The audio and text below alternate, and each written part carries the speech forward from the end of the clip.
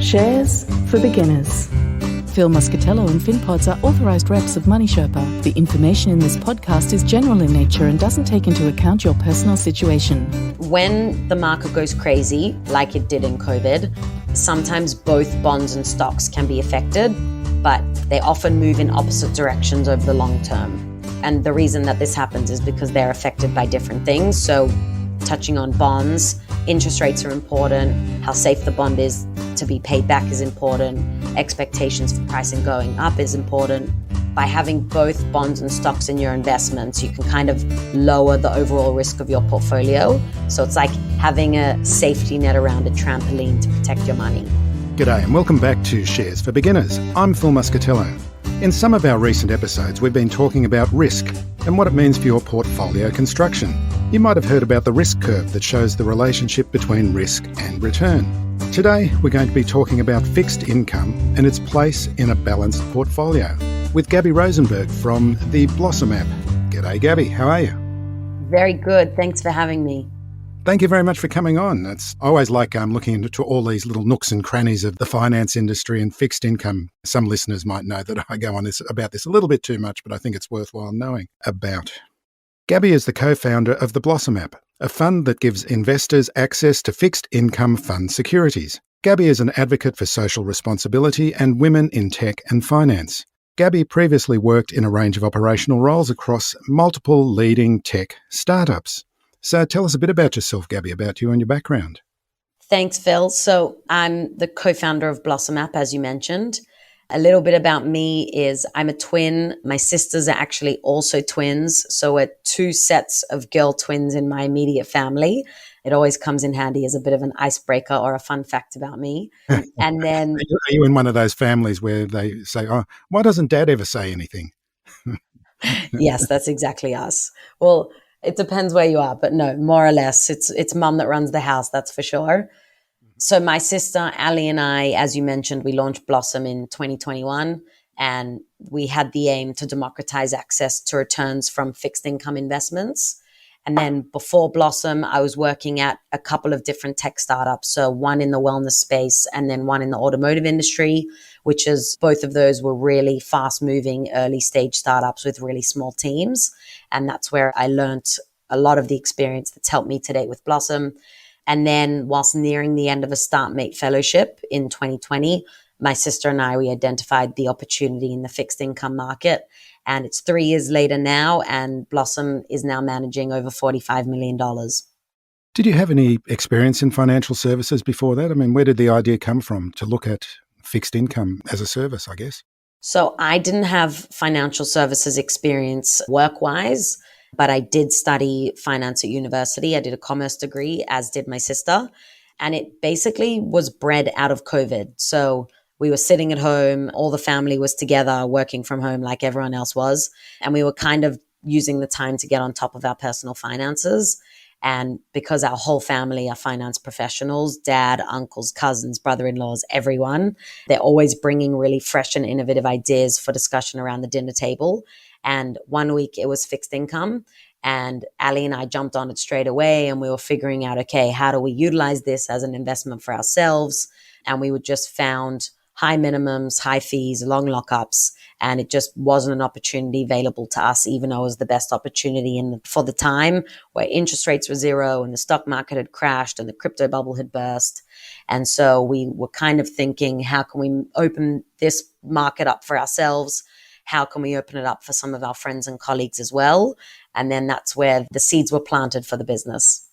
I always like to think about fixed income, especially when you open up your superannuation statement. So many people, their eyes glaze over when they see that their money's put into equities and infrastructure and real estate and fixed income.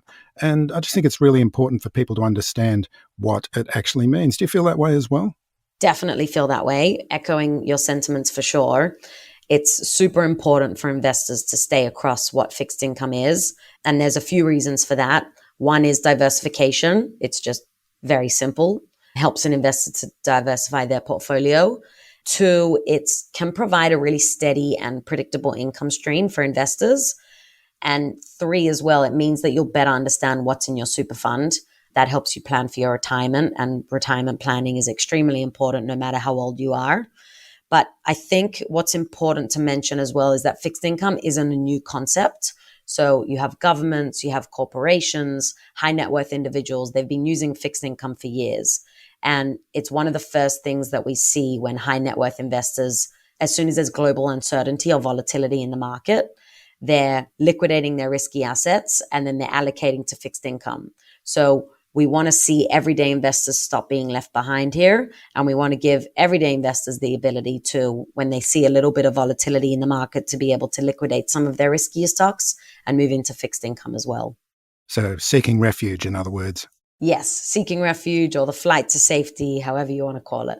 So in my introduction, I did mention the risk curve. So whereabouts on the risk curve would you place fixed income between sort of, as compared to cash, for example?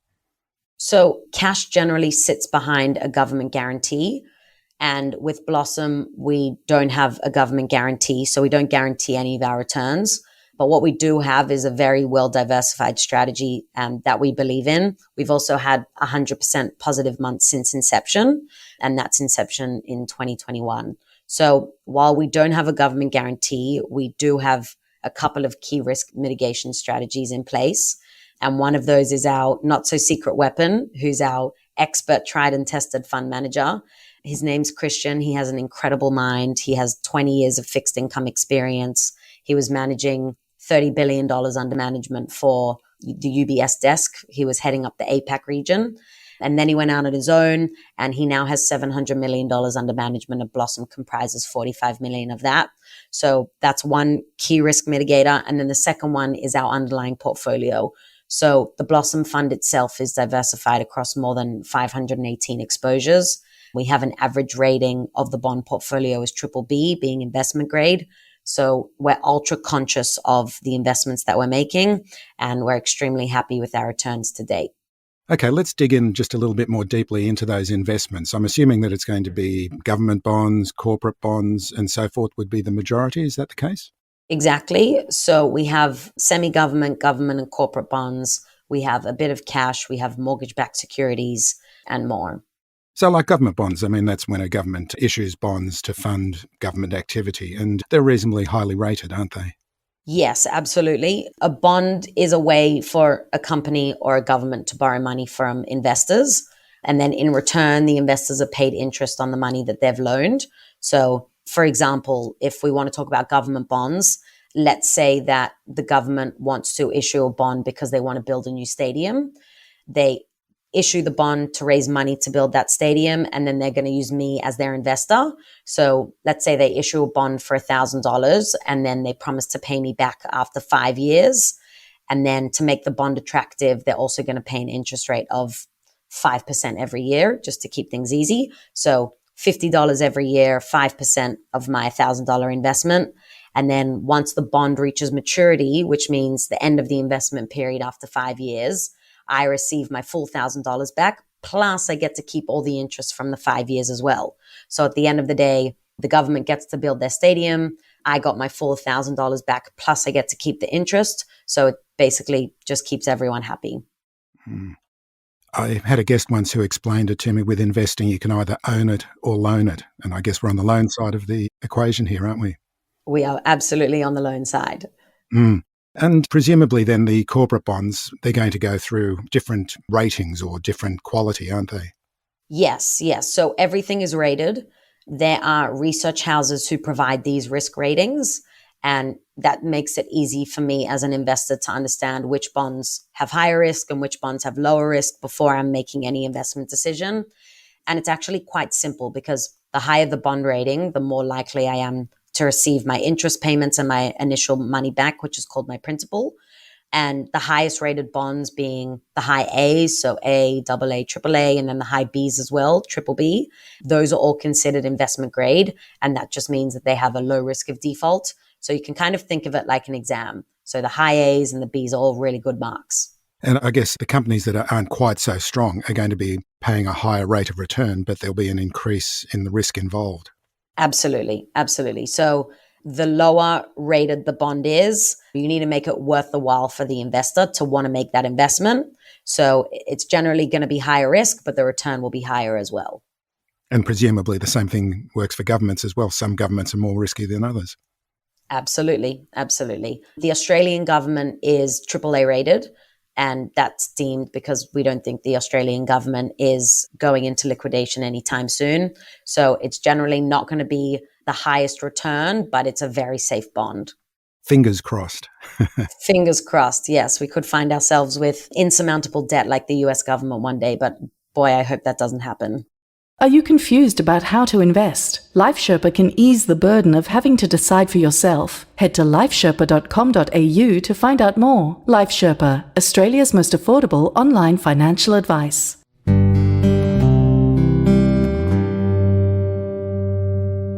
So what is a mortgage-backed security? You've mentioned that in the recipe for the fund. What does that actually mean? A mortgage-backed security is like a piece of many people's home loans bundled all together. So when you invest in it, you're basically getting a share of the interest that those homeowners are paying back on their mortgages. And it's a nice way to earn money from real estate without buying a house. But it's important to remember that exactly like stocks work, the value of your investment can go up and down depending on how people are going with paying off their mortgages. So it's something to keep in mind.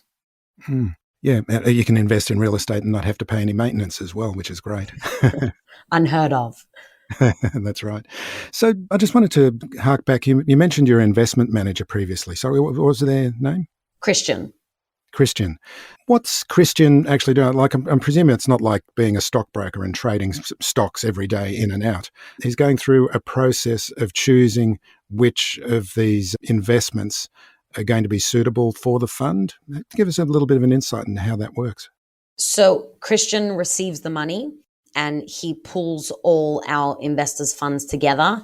And then he basically has a really big job to allocate that money into investments that he deems will either go up or will return money. And therefore we have money at the end of the year to distribute back to investors.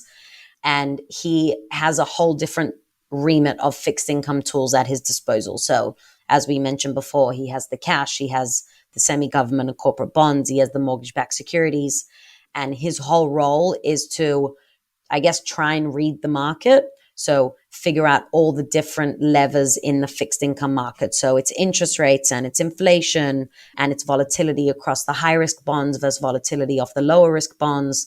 And he basically needs to ensure that we're able to pay 5.95% per annum returns to our investors every day. And that's a key differentiator of Blossom. So we post our earnings every day in the app. And it's something that our investors love. So you can log in, you can check your transaction history. You'll see your 1 cent or your 50 cents or your $5 to you every day. And then it becomes a little dopamine hit every morning. Recent volatility in bonds, because I don't quite understand how bonds work, but there have been problems with bond investing over the last year as interest rates have risen. Has that had any effect in the way the fund has been managed? So it's Christian's job to try and read the market and anticipate the volatility. And the volatility has come from interest rates, but they've all been interest rate hikes that have been predicted by Christian. So I think the enemy to the bond market is fluctuating interest rates, absolutely. And this is where we can be thankful for a really tried and tested fund manager, because even in times of volatility, where there's destruction in the market, there's always opportunity in other parts of the market. And that's what Christian's done really well to navigate in the last 12 to 18 months. So we've still had 100% positive months since inception, despite probably the most volatile 2 years in bond history. And so we're hoping things can continue in the same fashion. So, Gaby, you mentioned that one of the reasons why you looked at starting the Blossom app was because you found it very difficult for individual investors to invest into this sector. What did you find? What are the kind of products that are available? So exactly, when we first launched the business, it was because we were dealing with the difficulty of the situation ourselves, that we wanted access to fixed income, but it wasn't feasible. It wasn't something that we could afford.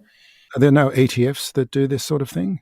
No, there definitely are. And that's what I'm very happy to get into. So we have to kind of separate it a little bit, because to access fixed income directly, so to go and buy a bond or a mortgage-backed security, it can be very difficult for a retail investor. So you have to choose the right bond to buy, which is a whole separate market to the stock market. The minimums are extremely high. You need to find a good broker, which is hard to do. And then there's going to be high transaction costs there and on and on and on. So there's just layer after layer. But that's why there are companies that can provide easier access through funds, one of them being ETFs, where they're basically just pooling a whole bunch of fixed income assets into one place. And investing in fixed income funds and its ease depends on your familiarity with investing in general. So if you're used to investing, then it's going to be pretty easy for you. But if you're new here, it can be a little tougher. So there are fixed income funds out there for everyday investors with lower fees, and there's minimums around $500. But how the funds are communicated can still be a little intimidating for a newbie. The best opportunities that we've found so far with the really top quality expert fund managers with incredible past performances, they can still be hard to understand, but they're also difficult to access. So some have lockups of 3 months, some have high fees, some have minimum investment amounts of 100 grand to 250 grand. So our entire goal with Blossom is to bring the very best opportunities to the market with the lowest barriers to entry.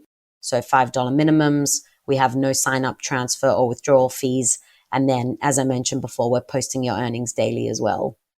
So looking at someone's portfolio, and of course this is general advice, don't take any advice from us here, but what role can fixed income take in people's portfolios? So when the market goes crazy, like it did in COVID, sometimes both bonds and stocks can be affected, but they often move in opposite directions over the long term. And the reason that this happens is because they're affected by different things. So touching on bonds, interest rates are important. How safe the bond is to be paid back is important. Expectations for pricing going up is important.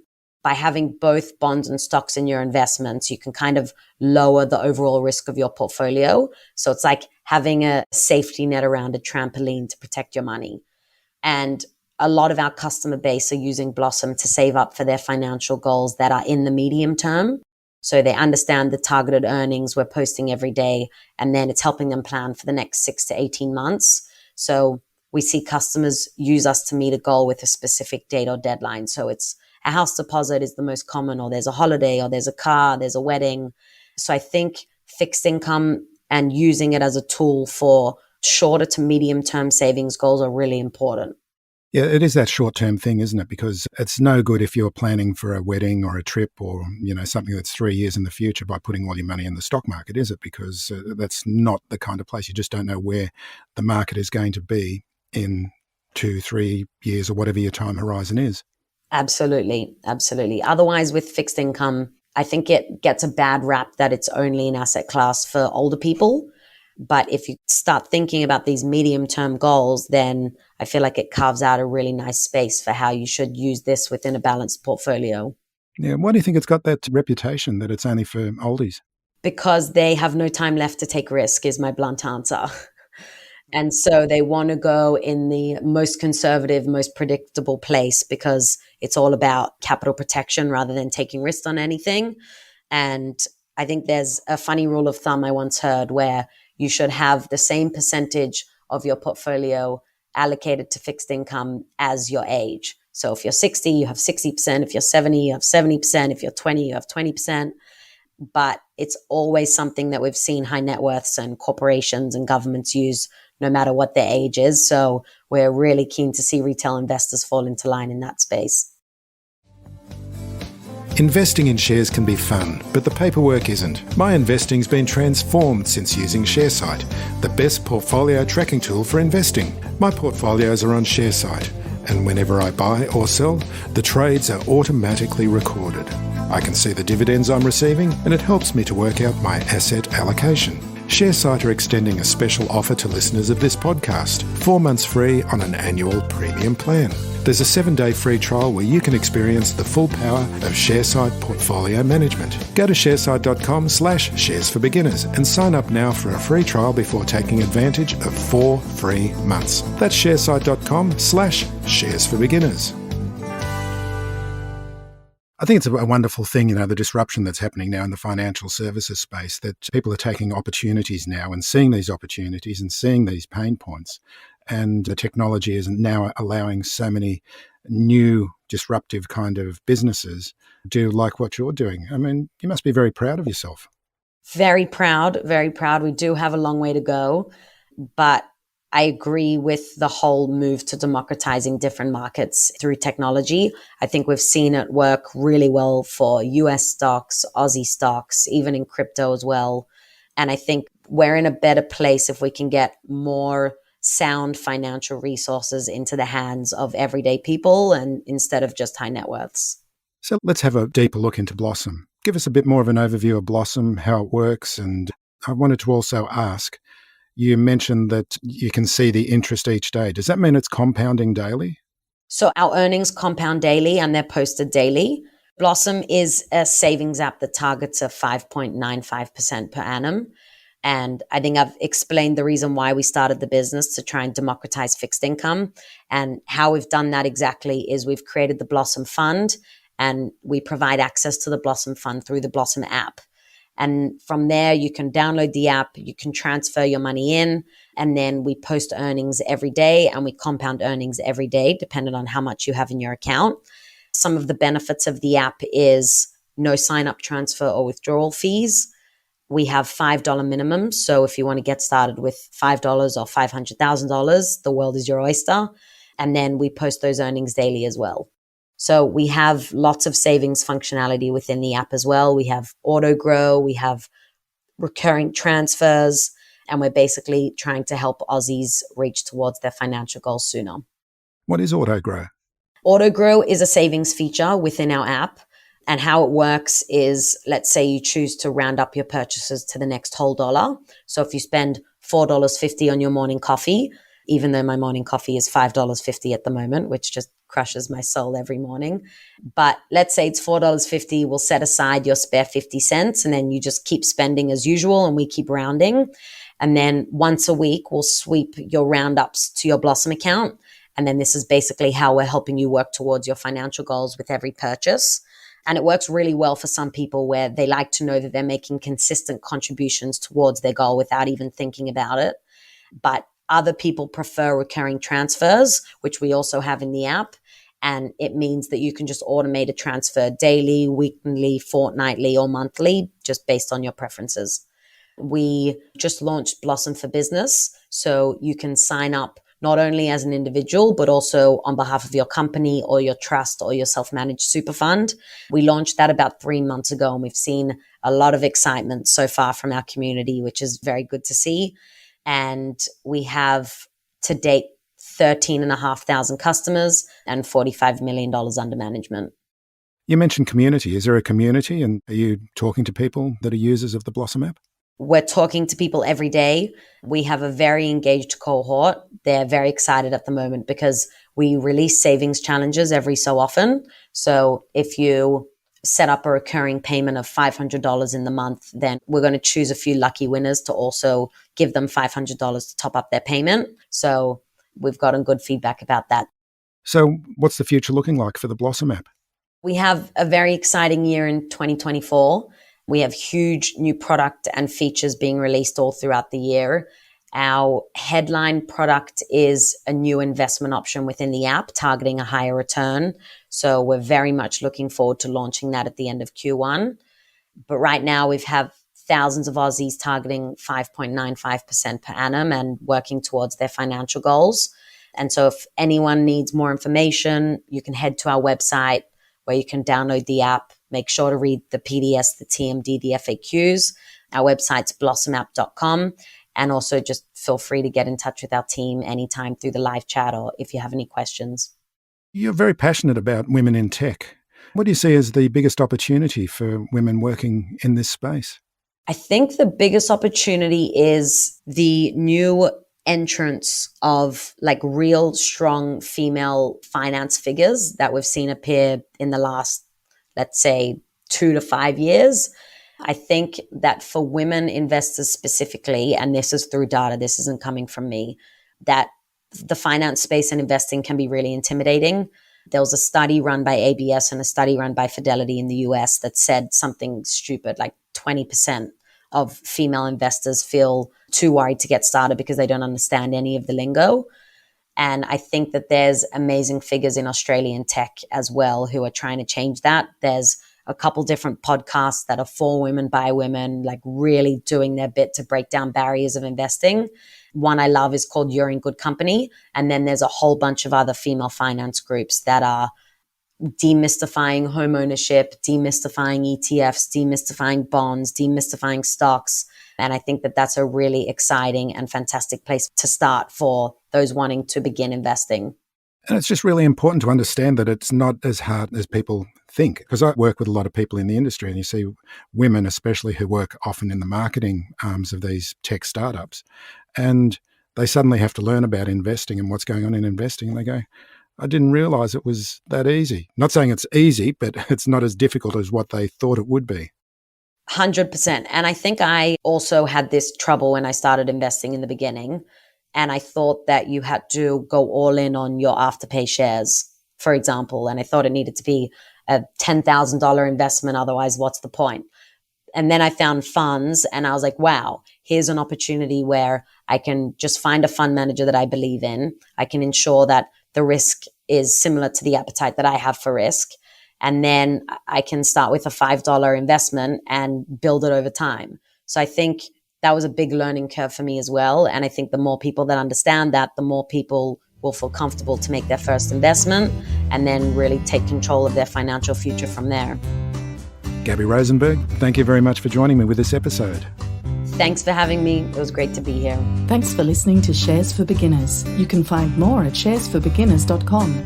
If you enjoy listening, please take a moment to rate or review in your podcast player or tell a friend who might want to learn more about investing for their future.